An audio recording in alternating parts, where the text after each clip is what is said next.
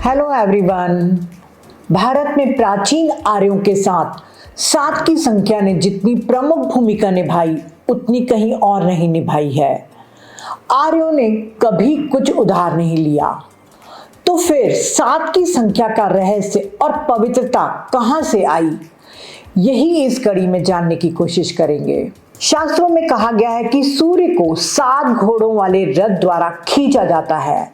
घोड़ा प्राण शक्ति का प्रतीक है। सूर्य से आने वाली 7 किरणों द्वारा ऊर्जा का संचार होता है और सृष्टि के 7 प्लेन्स में व्याप्त होता है। पृथ्वी में भी 7 प्लेन्स यानी डेंसिटीज हैं, जिनसे यह अपने विकास के दौरान गुजरती है और यह केवल पृथ्वी के स्तर पर सबसे सघन अवस्था में दिखाई देती है। 7 प्लेन्स हमारे अस्तित्व की 7 गुना प्रकृति के रूप में हमारे भीतर मौजूद है। हमारे भीतर 7 चक्रा एनर्जी सेंटर है, जो अवेयरनेस के 7 प्लेन से जुड़े हुए हैं। सातों चक्र 7 एंडोक्राइन ग्लैंड से संबंधित हैं, जो शरीर के महत्वपूर्ण कार्यों को नियंत्रित करते हैं। Pineal, pituitary, thyroid, thymus, adrenal, pancreas और गोनैड्स। आत्मा के विकास की यात्रा में 7 स्टेजेस हैं, जो इन्फेंट सोल से शुरू होकर इनफाइनाइट सोल में समाप्त होती है। आयुर्वेद के अनुसार शरीर के 3 एथरिक टिश्यूज वात, पित्त और कफ 7 फिजिकल टिश्यूज को बनाते हैं। रस, रक्त, मांस, मेद, अस्थि, मज्जा और शुक्र धातु। संगीत की 7 ध्वनियों से शरीर के 7 टिश्यूज बहुत प्रभावी रूप से रूपांतरित होते हैं। ओम वह ध्वनि है जो हमारे अंदर और उससे भी परे सभी 7 स्तरों को जोड़ती है। वेद कहता है, यदि आप ओम का उच्चारण करते हैं तो सभी 7 प्लेन्स के एंजल्स जागृत हो जाते हैं। 7 दिन एक सप्ताह का चक्र बनाते हैं।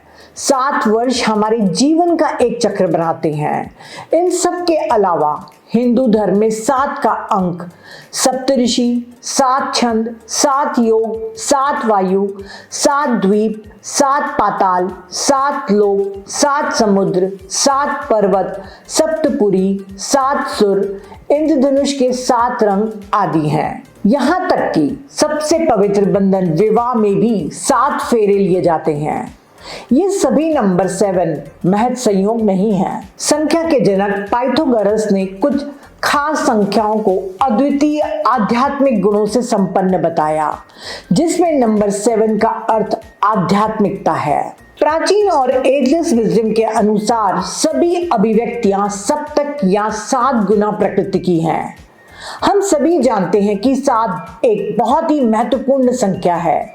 धर्मों में, इजोटेरिज्म में, सिंबोलिज्म में, सामान्य दैनिक जीवन में और भाग्य में विश्वास करने वालों द्वारा इसे लकी नंबर भी माना जाता है।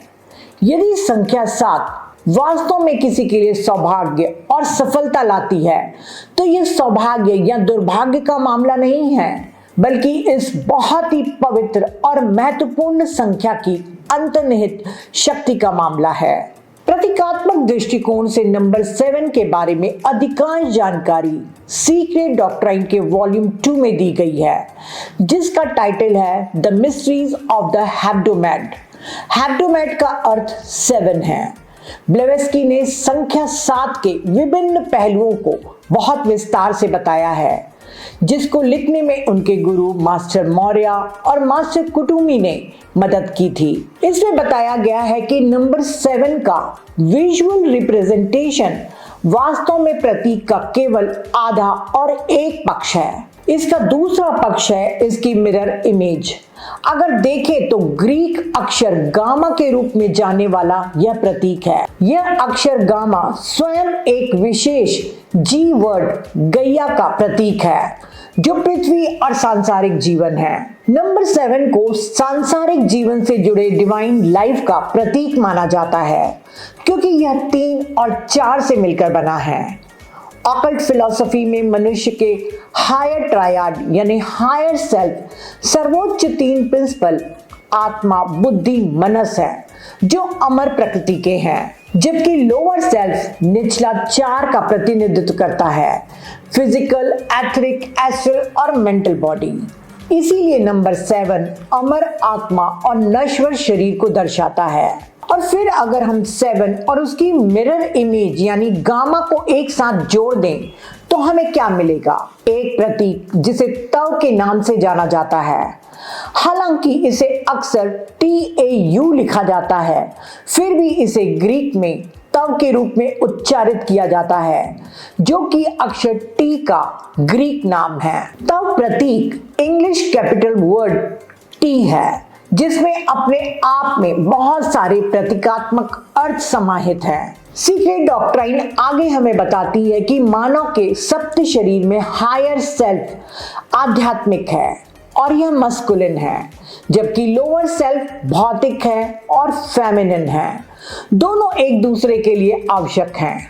आत्मा या चेतना कभी भी मैटर के बिना कुछ नहीं बन सकती। हायर सेल्फ पुरुष है, जिसे हम शिवा भी कहते हैं। लोअर सेल्फ प्रकृति है, जिसे हम शक्ति भी कहते हैं, जो इसे जीवन और फलित करती है। हम हर बच्चे के जन्म में फिजिकल लेवल पर यही चीज देखते हैं। कोई भी पुरुष बिना किसी महिला की मां बने पिता नहीं बन सकता। बेशक इसका उल्टा भी उतना ही सच है।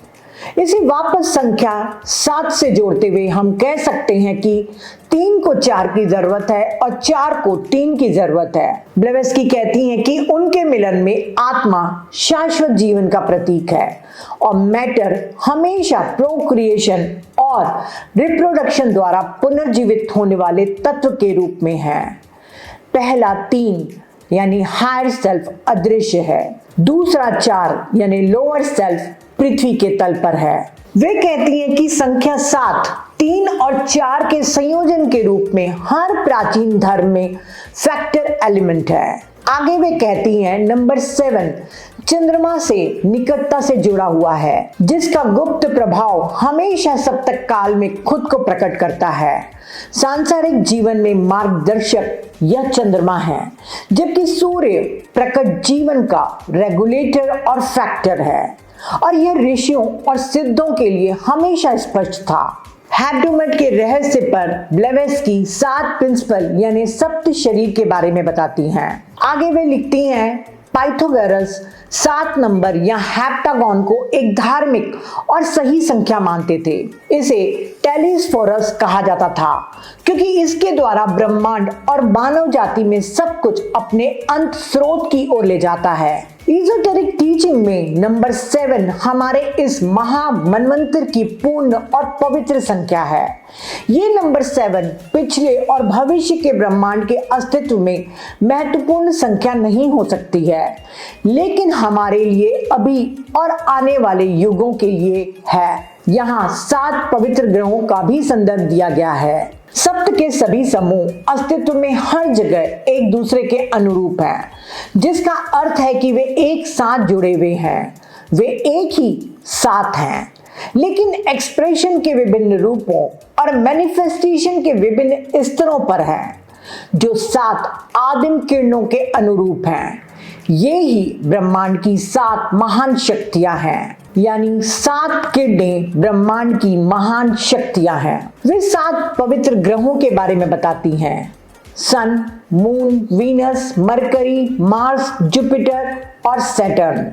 ब्लेवेस्की कहती हैं स्रोत यानी परम ब्रह्म को केवल इसकी 7 किरणों के माध्यम से ही महसूस किया जा सकता है।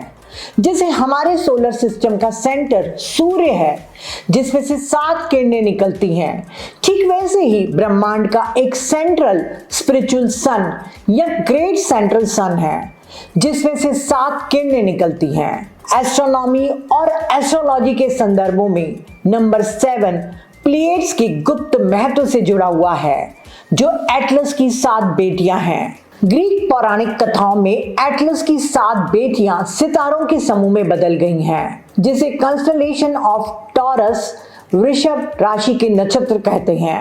प्लेयर्स न्यू एज मूवमेंट में एक बहुत लोकप्रिय विषय है, लेकिन थियोसॉफी भी बताती है कि वे उचित रूप से महत्वपूर्ण और सार्थक हैं।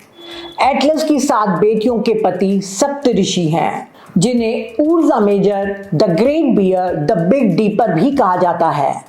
सप्त ऋषि को थियोसॉफी में मुख्य रूप से पृथ्वी की निम्न चीजों लोअर थिंग से संबंधित बताया गया है, लेकिन जिन्हें 7 बहनें कहा जाता है आध्यात्मिक रूप से अधिक महत्वपूर्ण हैं। 7 सिस्टर्स बहुत ही रहस्यमय हैं क्योंकि वे सभी ऋषियों और संतों से जुड़ी हुई हैं। उनके साथ विचारों का आदान प्रदान होता है और फिर सीक्रेट डॉक्ट्राइन कहता है कि प्लेयड्स और खास तौर पर इसका सबसे चमकीला तारा एल्सियन वो सेंट्रल पॉइंट है जिसके चारों ओर हमारा पूरा ब्रह्मांड घूमता है। अर्थात थियोसॉफी के अनुसार पूरा ब्रह्मांड 7 प्लेयड्स के इर्द गिर्द घूमता है और उन्हें खास तौर पर एल्सियन को वह सेंटर कहा जाता है जिसके माध्यम से सर्वात्मा की ईश्वरी श्वास ब्रह्मांड की अभिव्यक्ति की पूरी अवधि के दौरान काम करती है। इसीलिए 7 पवित्र ग्रह आकाश में केवल 7 का वह समूह नहीं है जो महत्वपूर्ण है, यह क्लस्टर ऑफ स्टार सर्वाधिक महत्वपूर्ण है। ब्लेवेस्की यह भी बताती हैं कि मानव जाति ग्लोब पर 7 क्रमिक युगों के माध्यम से विकसित होती है जिन्हें रूट रेस कहा जाता है। पिछली रूट रेस के सबसे प्रसिद्ध नाम लेमुरियन और एटलांटिस रेस हैं जो हमारी वर्तमान मानवता से पहले थे। नवीनतम और सबसे नई और इसीलिए सबसे युवा रूट रेस इंडो यूरोपियन है जो 5वीं रूट रेस है। इस धरती पर हमारी आत्माओं का समय तब तक समाप्त नहीं होगा जब तक कि 7वीं रेस अस्तित्व में नहीं आ जाती। फिर से वह नंबर 7 आया। थियोसॉफी यह भी कहती है कि प्रत्येक ग्रह में मनुष्य के कुल 777 रीबर्थ होते हैं। कोई पूछ सकता है कि यदि 7 की संख्या हर चीज में महत्वपूर्ण है तो केवल 4 युगों की बात क्यों की जाती है। आपने सतयुग, त्रेता युग, द्वापर युग और वर्तमान कलयुग के बारे में सुना होगा। इनका उल्लेख हिंदू धर्म में किया गया है जहां कहा जाता है कि ये 4 युग मिलकर महायुग का निर्माण करते हैं। जो बात अच्छी तरह से ज्ञात नहीं है वो ये है कि ब्लेवेस्की ने खुलासा किया है कि वास्तव में 7 युग हैं, 4 नहीं। डिसेंडिंग साइड नीचे की ओर जाने पर सतयुग, त्रेता युग, फिर द्वापर, फिर हम सबसे निचले बिंदु पर कलयुग तक पहुंचते हैं। आर्क का सबसे निचला बिंदु जो इसका मोड़ है, लेकिन उसके बाद हम धीरे धीरे ऊपर चढ़ते हैं असेंडिंग ऑर्डर में। पहले एक और द्वापर युग, फिर एक त्रेता युग, फिर अंत में सर्वोच्च सतयुग आएगा। अर्थात 4 युग नहीं बल्कि 7 युग इस चक्र को पूरा करते हैं। सभी मैनिफेस्टेशन सप्तक प्रकृति की होती हैं। यद्यपि हिंदू धर्म में प्रकृति के 3 गुणों या विशेषताओं अर्थात सत, रज और तम के बारे में बताया गया है, पर सीक्रेट डॉक्ट्राइन 7 गुणों के बारे में कहता है। इसके अलावा मानव चेतना की केवल 3 अवस्थाएं नहीं हैं बल्कि चेतना की 7 अवस्थाएं हैं। जब भी हम इजोटेरिज्म में कोई ऐसा समूह देखते हैं जो संख्या 7 से कम है तो हमें तुरंत ये सोचना चाहिए कि यद्यपि यह वास्तव में उपयोगी या प्रैक्टिकल हो सकता है पर यह पूर्ण नहीं है। बहुत बार पूरा 7 इतना रहस्यमय हो सकता है कि ब्लेवेस्की या मास्टर्स इसे सार्वजनिक रूप से पूरी तरह से नहीं बता सकते। जैसे 7 कुमारों में से भी 3 कुमार सीक्रेट रखे गए हैं। अंत में 7-फोल्ड ह्यूमन बीइंग को काव्यात्मक रूप से सप्तपर्ण कहा जाता है। 7 पत्तियों वाला मानव पौधा, शायद 7 पत्तियों वाला कमल। सप्तपर्ण एक गुफा का नाम भी है जहां बुद्ध ने अपने कुछ उपदेश अपने चुनिंदा शिष्यों को दिए थे। इतिहास में शाक्य मुनि का स्थान टाइटल वाले आर्टिकल में प्रारंभिक बौद्ध धर्म के गुप्त इतिहास के बारे में एक घटना बताई गई है। घटना इस प्रकार है। गुफा, जिसे तब सरस्वती या बांस गुफा कहा जाता था, इसे सप्तपर्णा गुफा का नाम इस घटना के बाद मिला। जब भगवान बुद्ध पहली बार मेडिटेशन के लिए इसमें बैठे थे तब यह एक बड़ी 6 कक्षीय 6 चैम्बर्ड प्राकृतिक गुफा थी। एनलाइटनमेंट के बाद एक दिन बाहर भिक्षुओं को शिक्षा देते समय भगवान बुद्ध ने मनुष्य की तुलना एक सप्तपर्ण पौधे से की थी। उन्होंने दिखाया कि कैसे अपने पहले पत्ते के झड़ने के बाद हर दूसरे को आसानी से अलग किया जा सकता है, लेकिन सातवां पत्ता सीधे तने से जुड़ा होता है। उन्होंने कहा, भिक्षुओं, प्रत्येक बुद्ध में 7 बुद्ध हैं और 6 भिक्षु हैं। 7 क्या हैं? संपूर्ण ज्ञान की 7 शाखाएं। वे 6 क्या हैं? 6 इंद्रियां। प्रवचन के बाद भगवान बुद्ध के चट्टान को हिलाने और आदेश देने पर इसे 7वें अतिरिक्त कक्ष में विभाजित कर दिया। यह टिप्पणी करते हुए कि चट्टान भी सप्तक थी और उसके विकास के 7 चरण थे। उस समय से ही इसे सप्तपर्णी या सप्तपर्ण गुफा कहा जाता है। याद रखने वाली मुख्य बात यह है कि हर बुद्ध में 7 बुद्ध हैं, लेकिन सामान्य व्यक्ति में केवल एक ही बुद्ध है, जिसे बौद्ध धर्म बुद्धा नेचर कहता है और हम सभी आत्मा यानी यूनिवर्सल सेल्फ कहते हैं।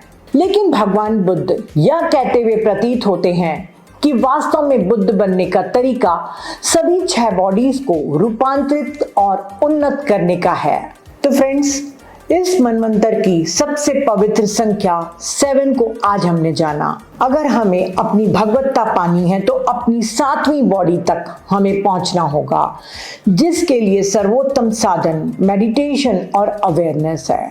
तो आज के लिए इतना ही। Thank you.